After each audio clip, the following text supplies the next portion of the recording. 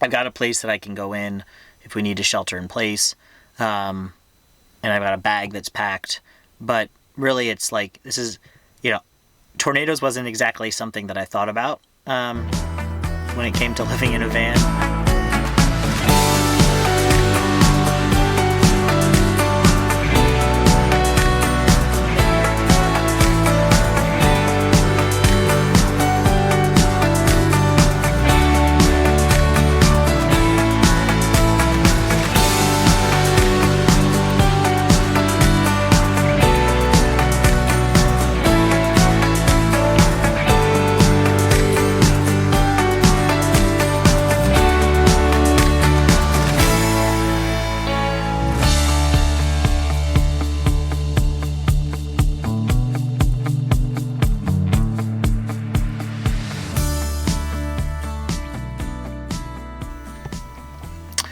So I'm about an hour and a half southwest of Memphis, right along the Mississippi-Arkansas border, and considered going up into Memphis today when I saw the radar, but it looks like the current cell is just kind of hanging out over Memphis right now, and I'm actually south. It's pretty calm. It's quiet right now, but there's a second line that's coming in from the southwest that looks like it's going to kind of hit the area that I'm in right now. So reached out to a good friend of mine who also just happens to be one of the best meteorologists in the country, Vicky, for her take on it. And I think the best thing is just to stay put where I am.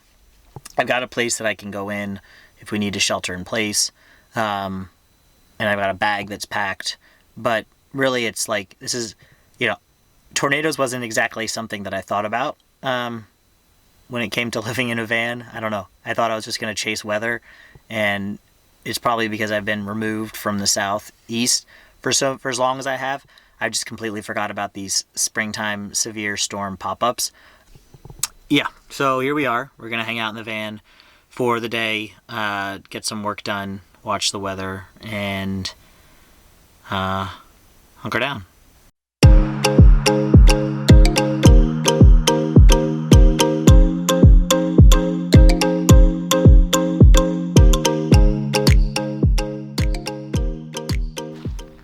So we made it through, well, the anticlimactic storm, but I don't know if you can see, but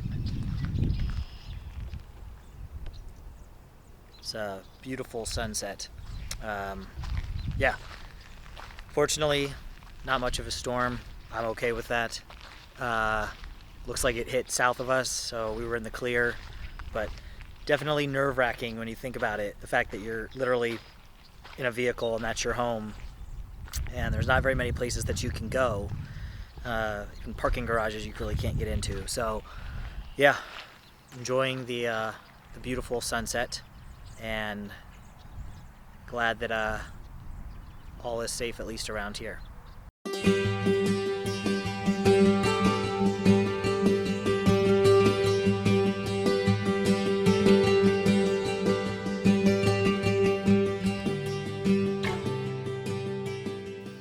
So today was a bit of an eye-opening day on various fronts, both on general van life living, and the other being, how to prepare for a tornado, and the third is campervan insurance. I'm here in northwest Mississippi, so I'm right on the border of Arkansas, Mississippi, and Tennessee. And maybe it's the fact that I haven't lived in Atlanta or the Southeast for the last 10 plus years, but I forgot that the South loves tornadoes, especially in the month of March. It's like the perfect storm for the weather patterns all to just collide and create, twisters everywhere. And, so I am here, like I said, in northwest Mississippi, and I'm at a great location. I'm at Tunica National Golf and Tennis, I think. Yeah, found them on Harvest Host. They have been just hands down incredible people, an incredible host. They've got great parking.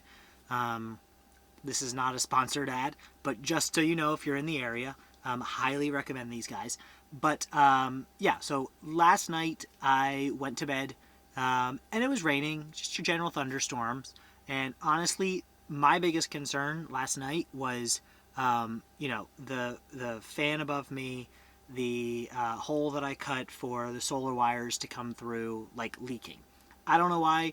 That's like my biggest anxiety driver when it rains. And so, outside of that, and in general, still getting comfortable sleeping in a van in these kind of one-off, remote locations that don't have the security of a structural home. So, anxiety I think was was riding a little high last night. So I woke up this morning and I looked at the weather, and a full line of storms were basically like barreling across Texas, Louisiana, and heading over to, generally basically where I'm sitting. And so I panicked a little bit. I think one of the things that you don't really think about when you plan for van life is, tornadoes. Yeah, you plan for thunderstorms, but, tornadoes. Also, I don't know, I feel like a majority of the people who do van life are like in Florida or somewhere in the West, so tornadoes aren't as prevalent. But yeah, so I don't know. I didn't think about tornadoes. But, I've got a plan in place when I'm in structural facilities. Obviously, I don't get in my car and drive into a tornado, but it's a little bit different when your home is a car or a vehicle and you can't really drive somewhere for safety unless you like drive away from the area. And to be honest, like I didn't have many options this morning to drive away. I think my only real options were to drive west through it or to go all the way back east, which it would eventually catch up with me. So I needed to put a plan in place while I was here. So I put together a bag of some of my essential stuff. I talked to the folks, the management in the clubhouse, and they have a shelter in place location, and if it comes to the point where I need to leave the van, Charles and I could come in there. So I had a loose plan, but one that I felt pretty confident about. And then it occurred to me, I wonder what my insurance looks like. Let me just double check, my auto insurance for the van. And I didn't update it or change my policy from when I initially bought the van as a shell.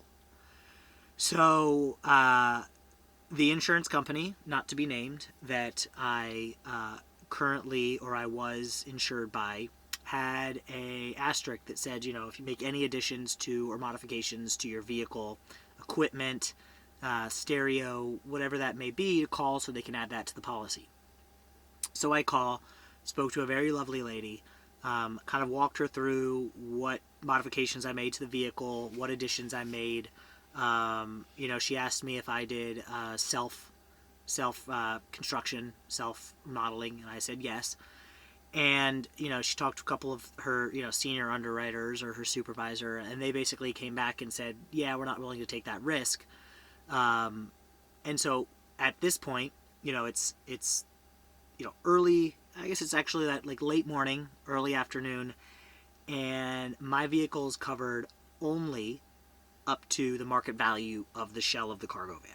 So nothing inside the van is covered. Not even because my renter's insurance, I had a issue with that as well. So from a perspective of personal property belongings in here, not covered. And so, I had a bit of a oh shit moment, and started making a lot of phone calls. Did a lot of Googling, campervan conversion, modified cargo van insurance. I mean, any sort of buzzword you can think of, I Googled it. And I called all the major insurers for the U.S. I've read and I've heard great things about, I think it's like Good Sam.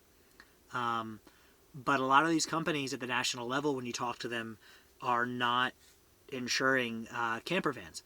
especially camper vans that are self-built or personal built, as is mine, as is I'm sure many of y'all. So again, I'm starting to get a little anxious because at this point the line of storms is getting closer and closer.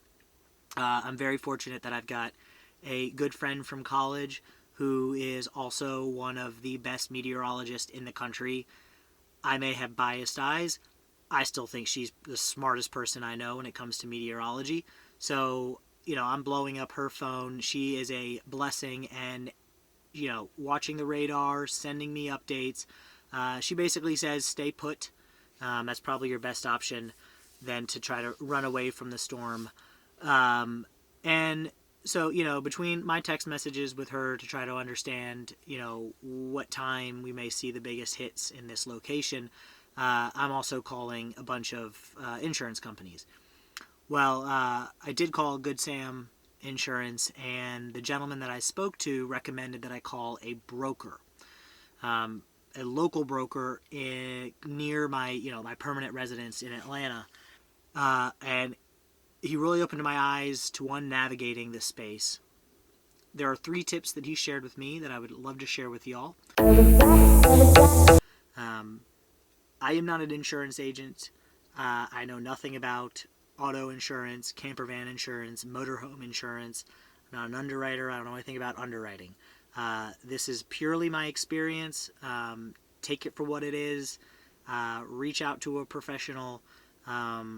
But again, I'm just sharing my personal experience to hopefully help y'all go down the right path to making sure that your investment is protected.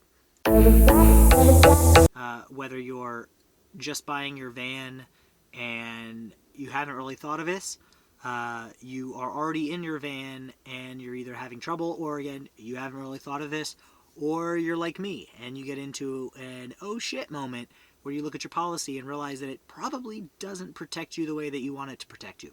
So three things that I learned on the call with him that I want to share with y'all. So the first thing that he recommended was when you buy your van and it's just a shell of a cargo van, do not go with the state minimum coverage. Usually state minimum coverage, again, it varies state by state, but it's like, 25,000 individual, 25,000 collision or something like that. It's like 25, 25, 50. Don't do that. At least do like the mid to the high level coverage. And his reasoning for that, and so I made the mistake, I had the lowest coverage possible. Because it was just a cargo of a shell of a van that I wasn't driving that much. It literally sat in a driveway while I was building it. So one thing that he said is the reason that you go, so you have these, these basic minimums, and then all of a sudden you want to convert it to, coverage of, 50, 60, 70, I don't know, whatever the value of your van is, market value of the vehicle plus investment. It just doesn't sit right with the insurance companies. So if you can afford it, when you initially insure the van, don't go with the lowest or the required state minimums.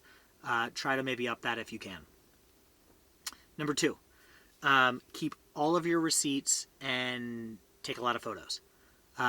His recommendation for this is because, God forbid, something happens to your vehicle, you're getting a collision, it gets sucked up and Dr. Joe Harding from Twister shows up, you have documentation of your investment.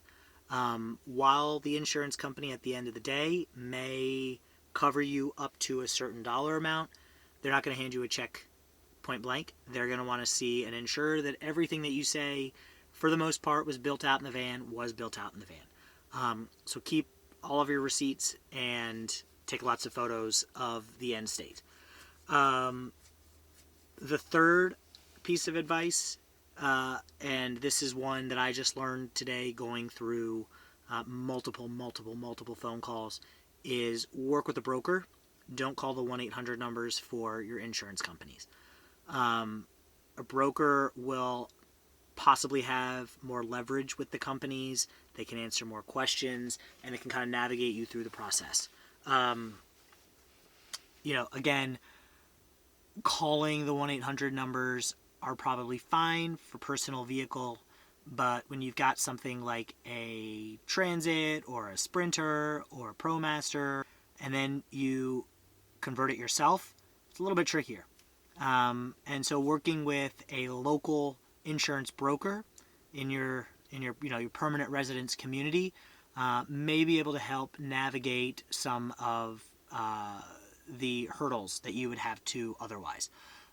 For whatever reason, and I kind of understand it, is a lot of national insurance companies are not too keen on taking on the risk, whether they haven't had a large enough sample size. But one of the first questions that the insurance agents, when I've called the national numbers, have been is it self-built or did you have a professional build it? And if you say self-built, they're going to say, did you a professional install the electrical? Did you have a professional install the plumbing?